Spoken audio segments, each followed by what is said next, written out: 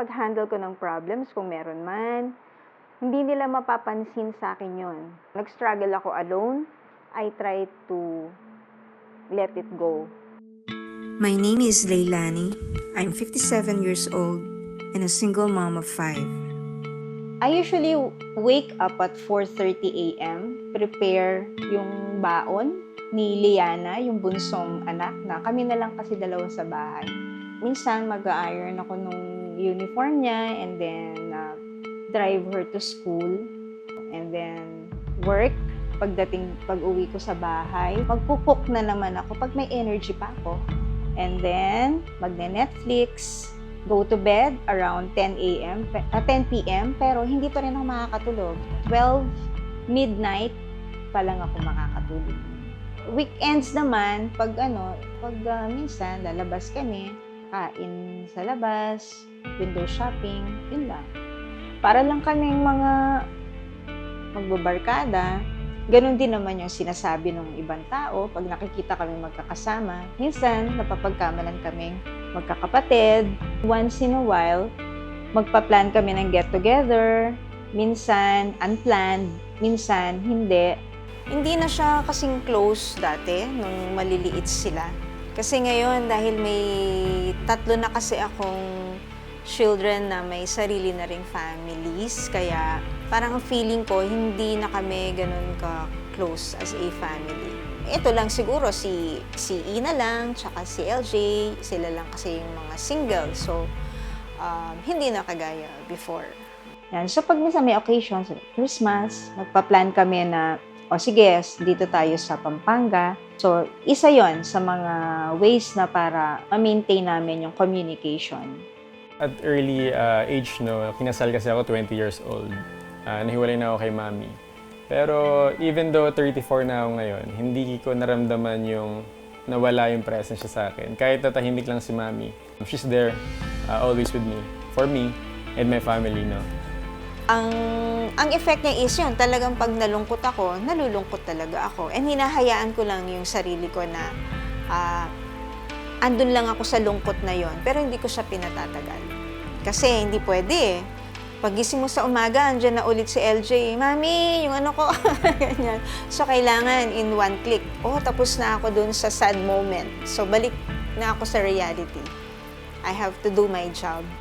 Everyone knows how strong mom is, but only a few are aware na no matter how tough she is on the outside, she is really soft and sensitive on the inside.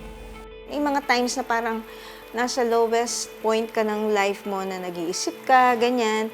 Tapos pag naisip mo lang yung mga anak mo and knowing na nandyan lang sila, malaki yung impact nun. Malaki yung effect nun sa akin in a positive way. If I were to, pick one word na quality niya right now na I admire the most, it's probably her tough character in the best way possible. I could tell na she learned all of that from her experience in the past, and that says a lot about her character as a mother. Not just a mother, but as a woman as well. Panganay siyang anak ni Lola Glo. As the eldest, is babae pa.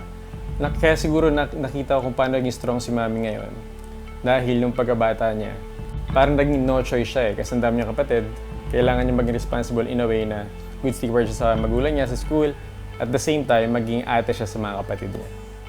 Mula bata siya, nandun na talaga yung pagiging independent niya. Nadala niya yun hanggang sa pagtanda. Yung pagiging, hindi pala I think, nadala niya talaga yun sa pagtanda and na-share niya yung value ng independence sa amin. Kahit naman sinong babae o kahit sinong lalaki, ideal yung perception niya about romantic relationships, di ba? Yung something na positive, something beautiful, something inspiring. Ang problem kasi, kapag ikaw na yung makaka-experience nun, yung actual experience talaga, yun yung time na possible na ma-change yung perception mo about romantic relationships. Kasi ako, yung husband ko, siya yung first serious boyfriend ko talaga. Tapos yun na yun. Yun na yung first lahat. Hanggang sa maging pregnant ako, tapos nagpakasal kami. I married at a very young age. May 3 na anak ko, siguro 23 lang ako, ganyan. 3 na agad ang anak ko. So, nawala na yon, naiiwanan ko yung teenage life ko. Hindi ko na-enjoy yun. Mas naging protective ako sa emotions ko. So, yung effect niya sa emotions is masyado akong yung parang on guard. Pwede kang mag-build ng wall. Pero meron namang iba na parang, ano na siya, dapat doon na lang siya ang priority na lang niya, mga anak niya. So, iba naman ang dating sa kanila. Nako-confuse lang ako kasi, hindi naman ako masyadong affected ng mga ganyan na may maririnig ako sa ganito, ganyan. Kasi ganyan lang ako, maririnig ko dyan, baston. Hindi ako nagpapa-apekto. Pero pag mag-isa na ako, yung pagbabalikan mo lang yung mga narinig mo na yun, minsan mako-confuse ka. Sabi, mali ba yung ginagawa ko? So dapat yata talagang dito na lang ako sa mga anak ko, hindi na ako, wag ko nang hayaan na magkaroon ako ng romantic relationship. Pinalaki niya kami ng single mother, di ba? Solo lang siya.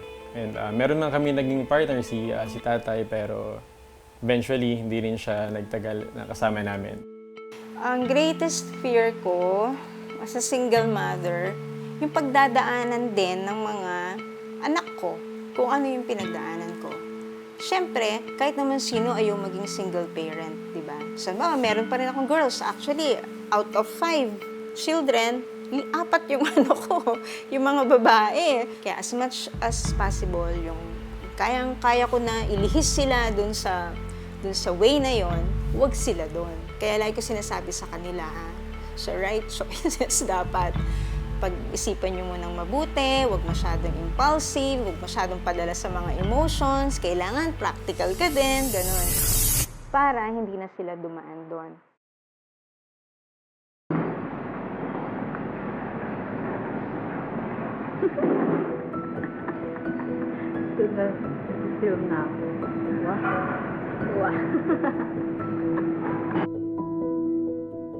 In one word, my mom is my best friend.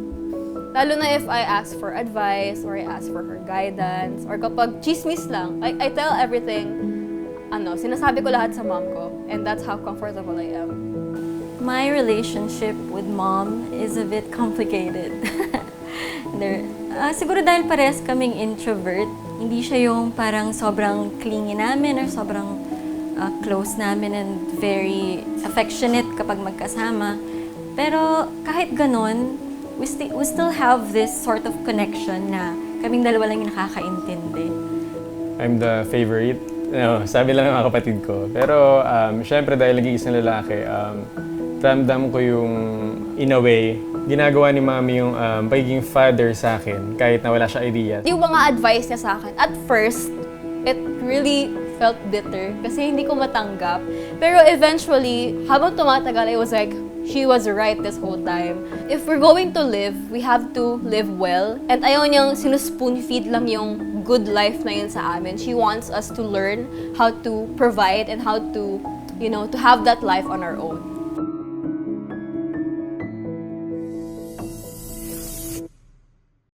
Ang unang tanong sa kanila, may regrets ka ba na ganito, ganyan yung mga naging choices mo? Kaya naging single mother ka, ganyan, naging single parent ka. Ang sasabihin ko lang mga single mothers, keep moving forward.